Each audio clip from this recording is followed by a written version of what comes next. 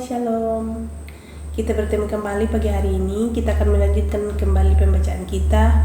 Seperti biasa, sebelum melakukan aktivitas, kita terlebih dahulu mencari Tuhan, membaca sebagian dari firman Tuhan. Sebelumnya itu, mari kita berdoa. Terima kasih Tuhan, kami mengucap syukur padamu, Engkau sungguh baik. Terima kasih atas pagi ini kami boleh bangun dengan tubuh yang sehat, tidak kurang suatu apapun, semua karena penyertaan Tuhan. Bukan karena kuat dan gagah kami, tapi semua karena kasih-Mu, semua karena anugerah-Mu, semua karena perlindungan-Mu. Kami rindu membaca firman-Mu, buka mata hati kami untuk memahami firman-Mu. Di dalam nama Tuhan Yesus. Haleluya. Amin.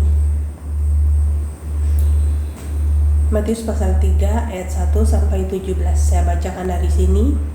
Yohanes Pembaptis.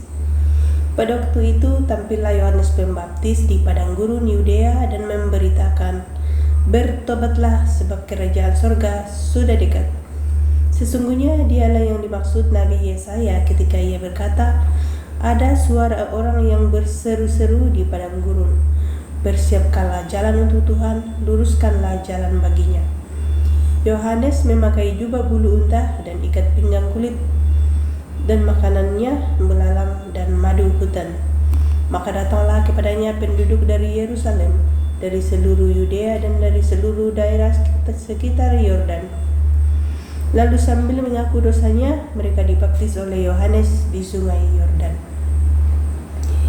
Tetapi pada waktu ia melihat banyak orang Farisi dan orang Saduki datang untuk dibaptis, berkatalah ia kepada mereka,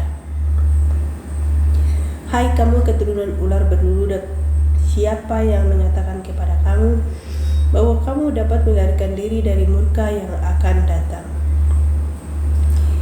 Jadi hasilkanlah buah yang sesuai dengan pertobatan, dan janganlah mengira bahwa kamu dapat berkata dalam hatimu, Abraham adalah Allah. Dapat menjadikan Abraham adalah Allah bapa kami, karena aku berkata kepadamu, Allah dapat menjadikan anak-anak bagi Abraham dari batu-batu ini.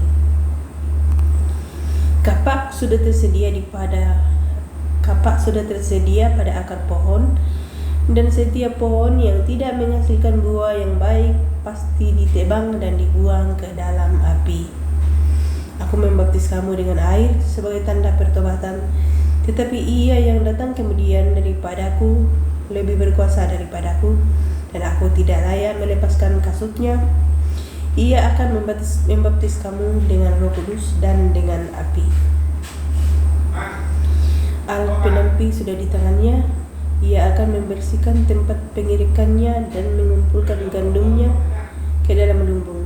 Tetapi debu jerami itu akan dibakarnya dalam api yang tidak terpadamkan. Yesus dibaptis Yohanes. Maka datanglah Yesus dari Galilea ke Yordan kepada Yohanes untuk dibaptis olehnya. Tetapi Yohanes mencegah dia, katanya, "Akulah yang perlu dibaptis olehmu, dan engkau yang datang kepadaku." Lalu Yesus menjawab kepadanya, "Biarlah hal itu terjadi, karena demikianlah sepatutnya kita menggenapkan seluruh kehendak Allah." Dan Yohanes pun menurutinya. Sesudah dibaptis, Yesus segera keluar dari air, dan pada waktu itu juga langit terbuka, dan ia melihat Roh Allah seperti burung merpati turun ke atasnya. Lalu terdengarlah suara dari surga yang mengatakan, "Inilah anakku yang kukasihi, kepadanya lah aku berkenan." Ya saudaraku yang dikasihi Tuhan, jadi ketika Yesus sudah selesai dibaptis, ketika ia keluar dari air, pada waktu itu juga langit terbuka, dan Roh Allah seperti burung merpati turun ke atasnya, dan terdengarlah suara dari surga yang mengatakan, "Inilah anakku yang kukasihi, yaitu Yesus, kepadanya lah aku berkenan."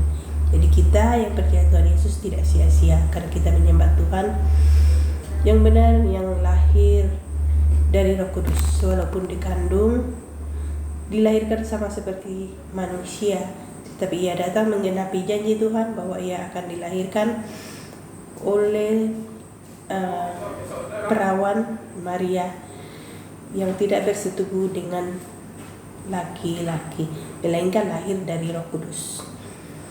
Dia tidak lahir dari hasil suami dan istri, melainkan lahir dari Roh Kudus. Terpujilah Tuhan Yesus, haleluya. Shalom dan Immanuel.